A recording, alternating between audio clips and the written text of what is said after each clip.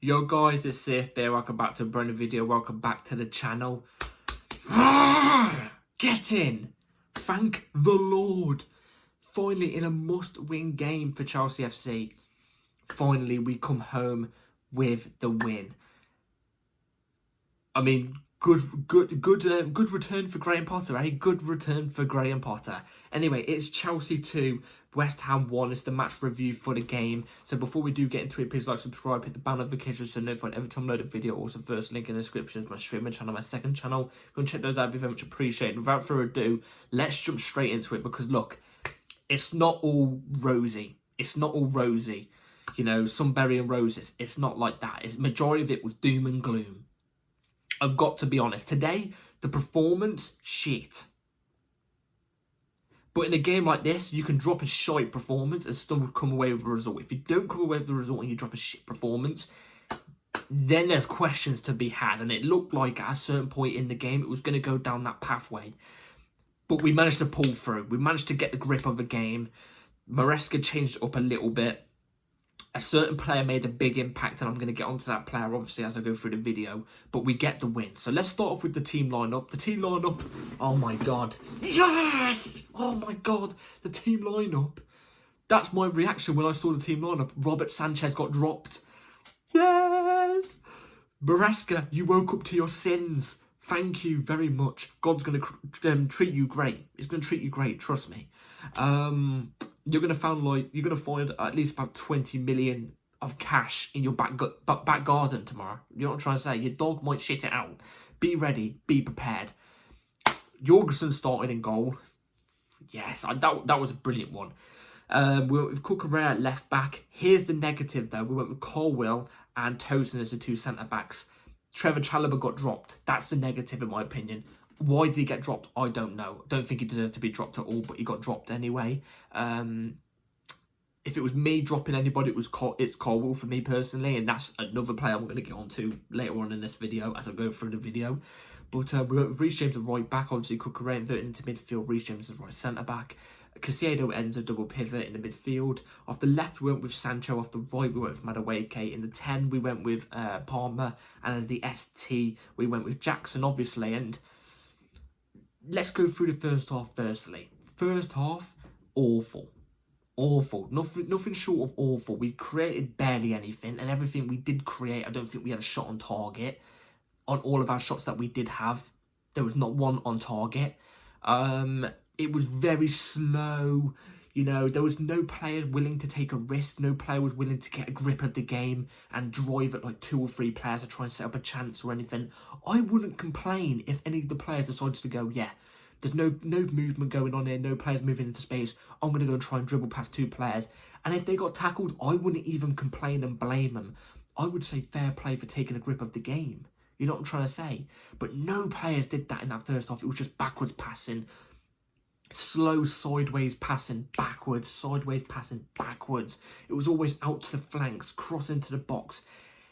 It wasn't entertaining in the slightest. It was really drowsy. I had a lot of energy going into the game. You know, I felt alive. I did the gym earlier, had a protein shake beforehand. I feel bloated though. I tell you that, I felt bloated.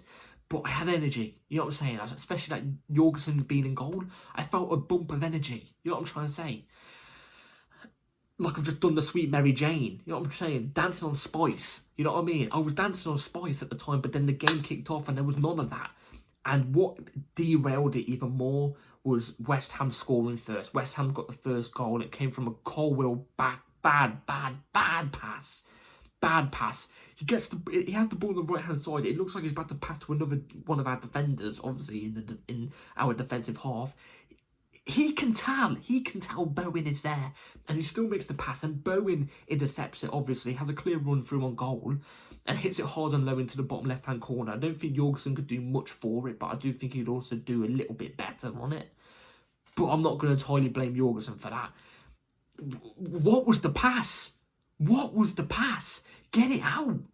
I don't care if you clear it for a throw-in, which is what you were near close to, because you were literally pretty much near the throw-in line. You know what I'm trying to say? But don't do anything else but what you did. And he gifted them the goal, and in my opinion, that's where I sat in the seat and was like, You know, that is a bad thing to do because West Ham sat with a low block today. They sat with a low block, and when they got the goal, they even low blocked even more. They went extra low block when they got the goal. And I said that yesterday in the preview. I said, if West Ham score the first goal, it's going to be very bloody hard for us to win the game. Very hard for us to win the game because they're going to extra low block it. We know what West Ham are like, and can I blame West Ham for it? Not really, because it's the best thing they could do at that moment in time, and it was awful the rest of the first half. There was no urgency whatsoever from any player. Any player. West Ham fans were sitting in the crowd at the bridge. They were sitting at the bridge saying Stamford Bridge is falling down. I heard it on the TV. I hated it. I hated it. Absolutely hate it. I hate fans, opposition fans, loving coming to Stamford Bridge, singing about Stamford Bridge falling down, saying about our team being shit, yeah? I hate it. It gets there, man, because Stamford Bridge was a fortress. Especially me growing up, it was an absolute fortress. People used to shiver at the thought of coming to Stamford Bridge. You know what I'm trying to say? So we had a big task of getting back into the game. Second half starts. Obviously, I've gone too off topic in terms of the first half. Second half starts. And you can tell there's a bit more there. There's a bit more in the game there. Not by much, but there's a bit more in the game. And I still say West Ham were probably the better team, especially for the first 30, 25 minutes of the game. They were the better team in the first half by a long shot. They had very few chances compared to us in terms of shots, and they had more on target and took that one chance as well. And going into the second half, they were as well better in the first 25 minutes. Again, we had all the ball, which was always going to happen. The very few times they had the ball, they looked more threatening than us. But guess what? Maresca made a sub.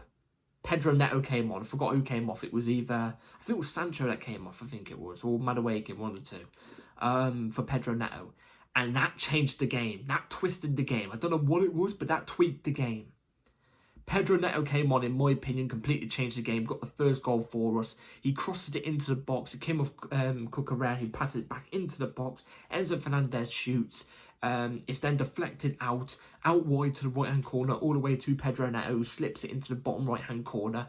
Brilliant. We get it into 1-1. We broke down the low block really, really well there. That's a very, very big positive I'm going to take away from this game. The fact that we broke down a very stubborn, very good low block.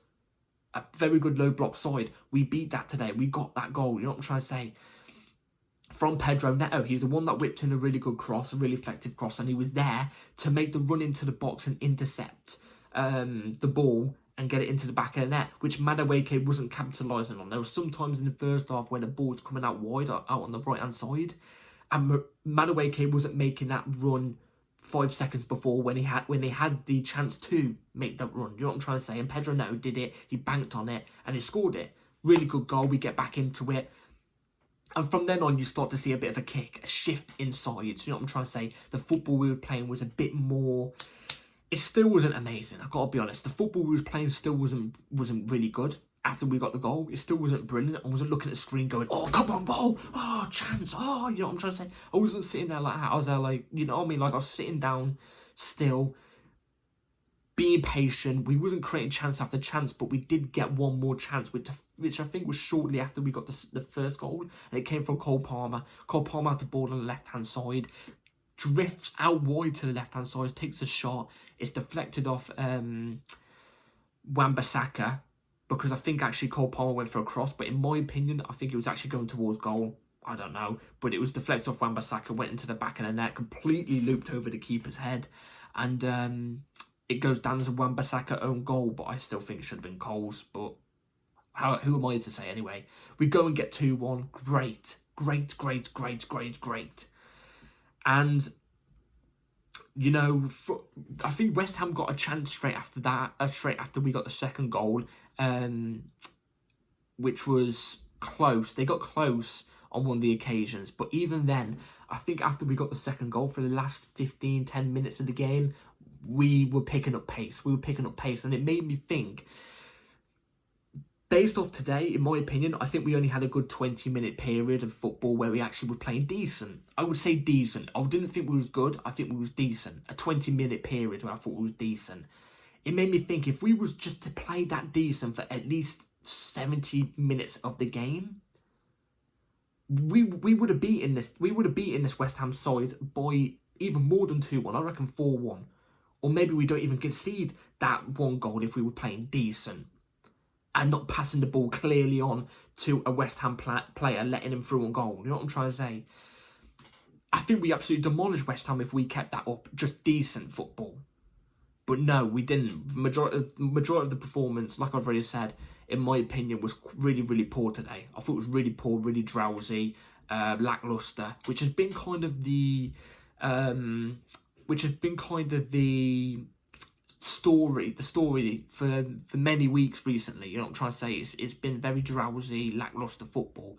But we had a decent period at least to get the game over into our side and win the game. So we do come away with the 3 points and we do move back into the top 4. That's all I'm happy with now. That's all I'm happy with.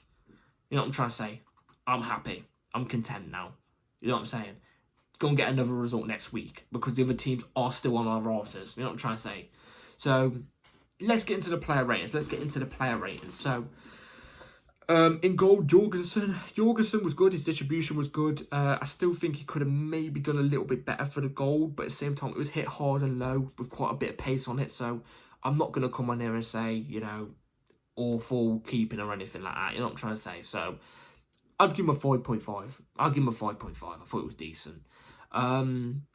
His distribution was definitely way better than Sanchez. If Sanchez was in goal today and some of the distribution balls that Jorgensen was putting out, I think we concede to a mistake.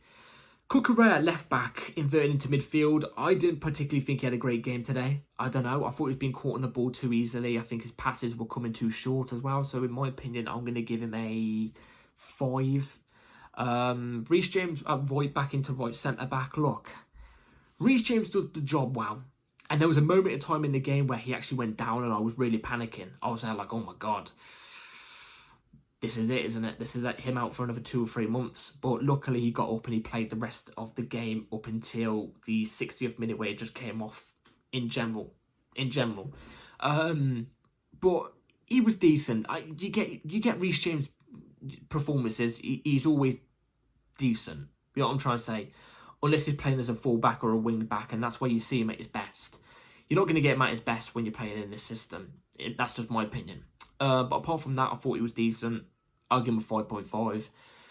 Tosin, I would say, put a good block in towards the end, which was that chance I was telling you about West Ham that they got after we scored the second goal.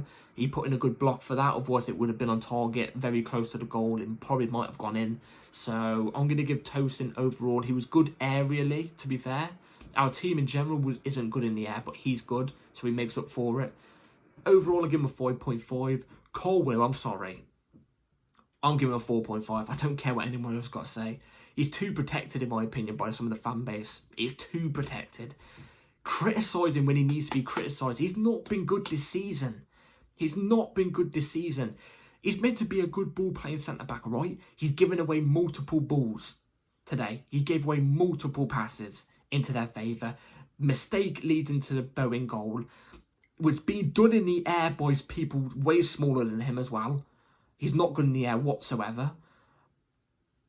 Got spun on 2 occasions as well. I'm sorry. 4.5, man. It's 4.5. Caicedo, Enzo, I'm going to give them both a 5.5. I thought they were both decent. Enzo moved into really good positions going forward. In terms of going forward, Enzo got himself into the box quite a lot, creating quite a bit of chances in a sense, but they weren't amazing chances created. They weren't big chances. He was just creating. You know what I'm trying to say? Like Enzo does. I think he was pushed up a bit too much today, upfield. But anyway, Enzo, 5.5. And same with Caicedo. Caicedo was good today. He was decent. I might even give him a 5.6, just a little bit above Enzo. But he wasn't as influential as what he usually is. You know what I'm saying? So I'll give him a 5.5. Sancho off the right. Quiet game.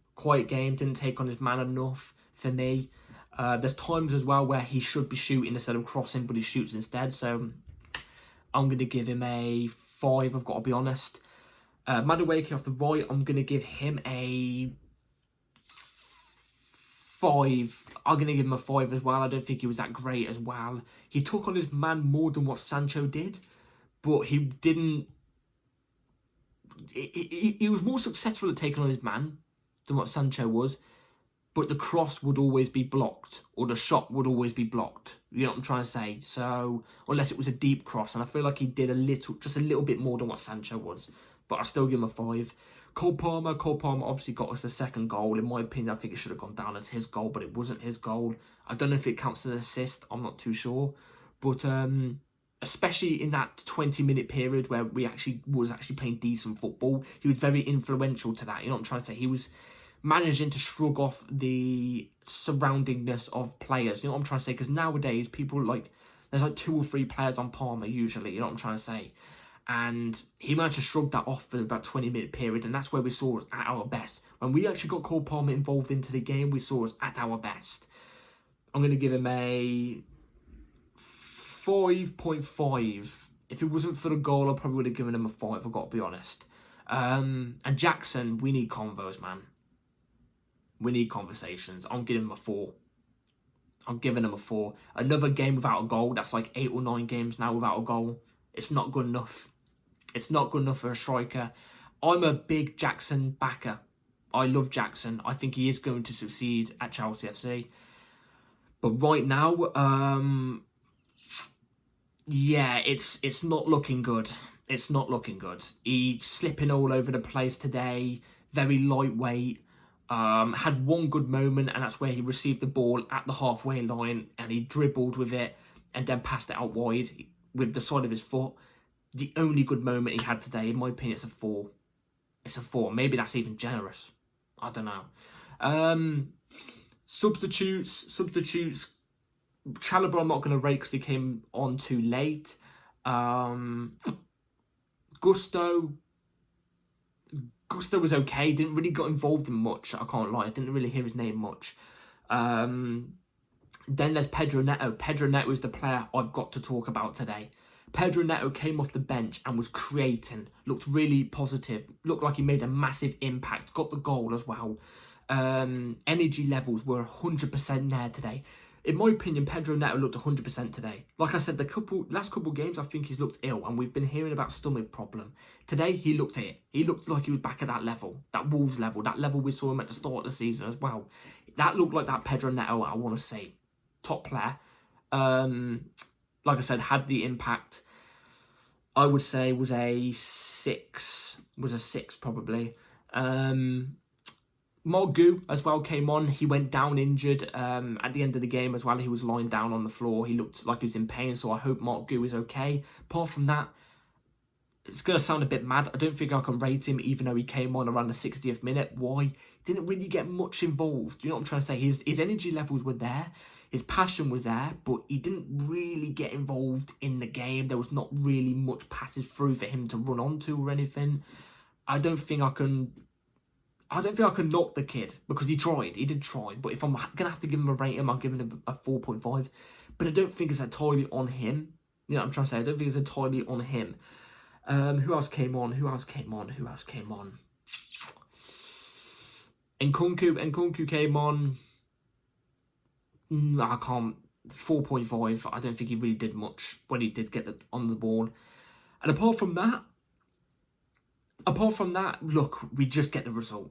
We get the result. We move to the next game. Look, performance was not good enough. If this was a better team, if this was against a better team, like the next game we've got this Saturday, if this was against Brighton, I think we get beat. If this performance was against Brighton, we get beat.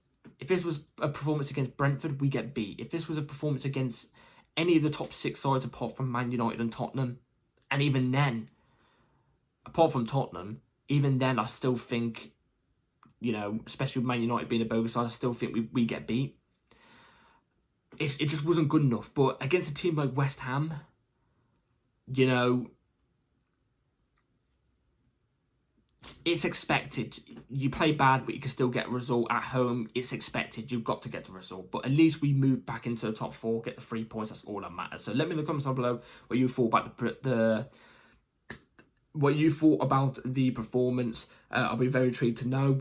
be ready with the like, subscribe, hit the bell notification so you're notified for my video tomorrow, which is going to be reviewing the transfer window. I know the transfer window is on its last day today. In fact, we've only got an hour left of it, but I can't make a video for you right now because obviously I'm giving you the match review for the game. So tomorrow will be that video, so be ready for that. Like, subscribe, everybody, take care, and I'll see you on the next video. Up the chows.